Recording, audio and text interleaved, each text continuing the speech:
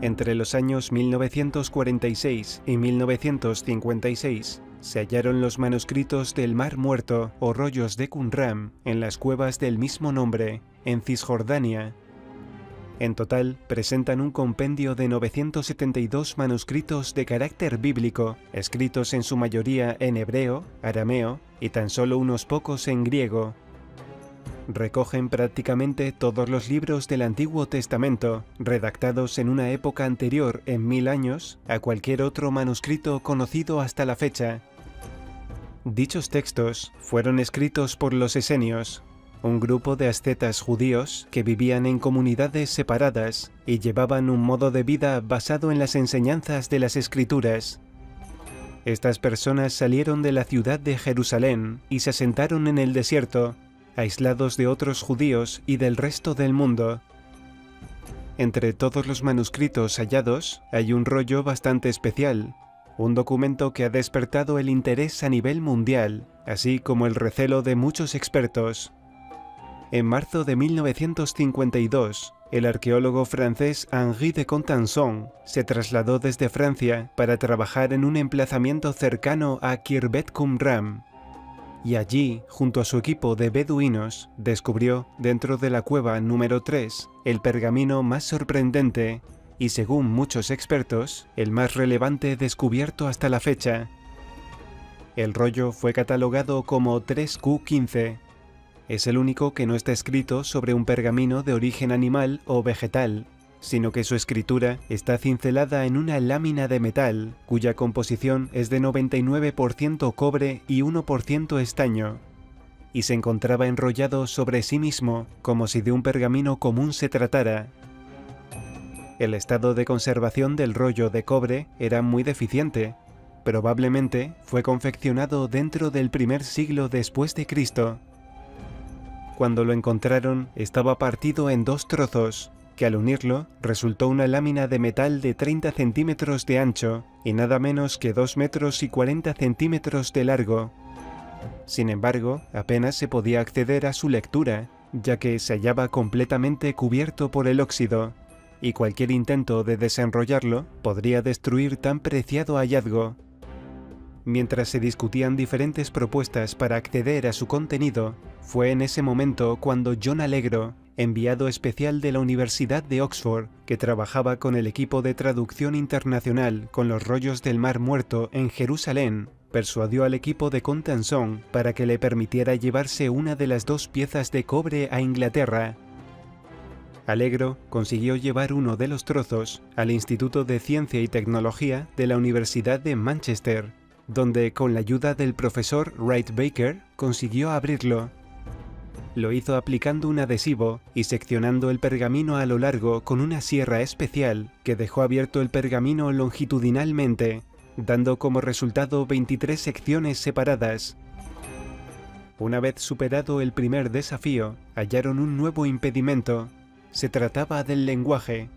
Este era completamente diferente a los demás textos encontrados hasta la fecha, tanto los hallados en Qumran como los de otros lugares del mundo.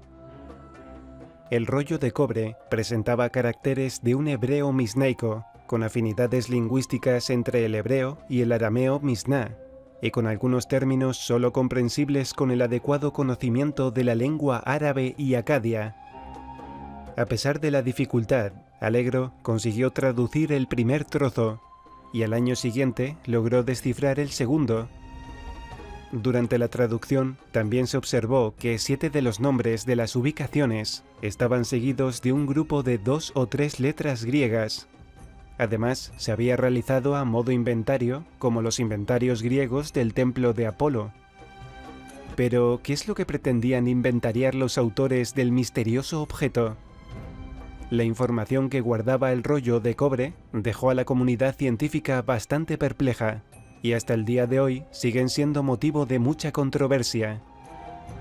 Mientras que los demás rollos del Mar Muerto descubiertos contienen códigos de conducta, himnos y oraciones, la misteriosa lámina de metal detalla una lista de 64 emplazamientos, donde se hallarían secretamente escondidos y sobreviviendo al paso del tiempo, ingentes cantidades de oro, plata, joyas, atuendos y objetos rituales, además de otros valiosos pergaminos.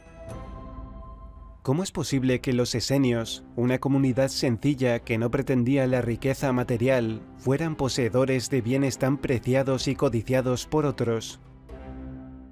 Las publicaciones de John Allegro, en contra de las recomendaciones del grupo de traductores de los textos de Qumran, causaron mucho malestar por el miedo a que los lugares indicados fueran saqueados. Aún así, Allegro hizo caso omiso a sus colegas y superiores, y en 1960, bajo el título El tesoro del rollo de cobre, hizo públicas las traducciones.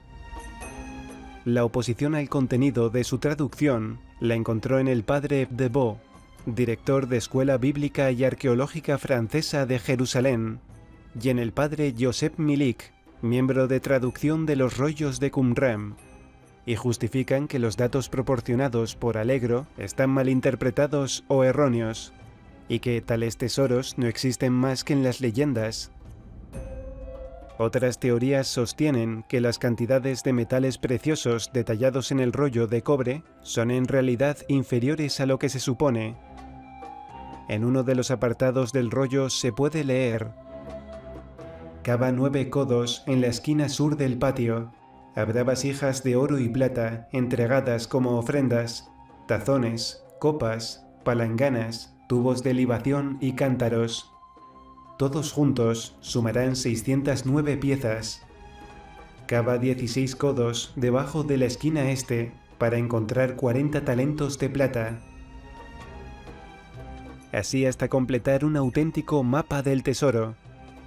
El total de las cantidades descritas y proporcionadas oficialmente que están listadas en la lámina de cobre son las siguientes: 1285 talentos de oro, 666 talentos de plata, 17 talentos de oro y plata, 600 talentos en vasijas de oro y plata y 2088 talentos.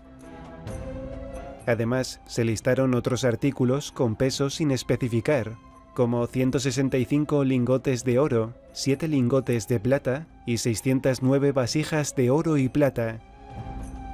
Todo el conjunto del tesoro mencionado en el rollo de cobre equivaldría actualmente a varios centenares o miles de millones de euros, aunque es imposible verificar su auténtico valor. El pergamino deja muchos interrogantes sin resolver. ¿Quién, cuándo o por qué fueron enterradas tales riquezas? Sin embargo, se pueden interpretar ciertas pistas a partir de algunos lugares mencionados en la lista. Casi todos los bienes fueron escondidos dentro de lo que sería la actual Israel, y podría estar relacionado con el primer o segundo templo de Jerusalén. Así, las riquezas provendrían de ofrendas e incluso diezmos de la comunidad. A pesar de todo, la situación es realmente extraña, ya que no sabemos cómo tal cantidad de tesoros fue a parar a manos de los esenios. Y lo peor de todo es que no se reconoce oficialmente ningún descubrimiento que tenga que ver con las riquezas mencionadas.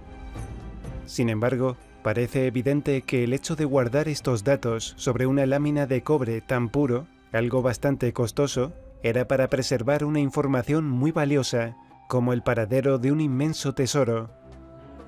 Al parecer, el cobre utilizado en su confección no era de origen judío, sino egipcio. Y casualmente, la estructura del listado utilizada en el rollo de cobre es similar a la usada en otros templos de la cultura egipcia. Esto nos lleva a preguntarnos si hubo o no alguna relación entre los esenios y los egipcios, cuando había al menos 1000 años de diferencia entre ambos grupos. Y aunque John Allegro realizó algunas investigaciones sobre los lugares descritos en el rollo, lo cierto es que nunca halló nada. Sin embargo, el ingeniero y escritor Robert Feder encontró importantes referencias y asociaciones que le llevaron a publicar su libro El misterio del rollo de cobre de Qumran, donde se detalla que el tesoro está relacionado con el faraón Akenatón. En cualquier caso, este increíble y extraño rollo, mapa del tesoro para unos y delirante fantasía para otros, nos ha proporcionado una nueva visión de los manuscritos del Mar Muerto, y puede que en el futuro, esas piezas que todavía no encajan, puedan hacerlo finalmente.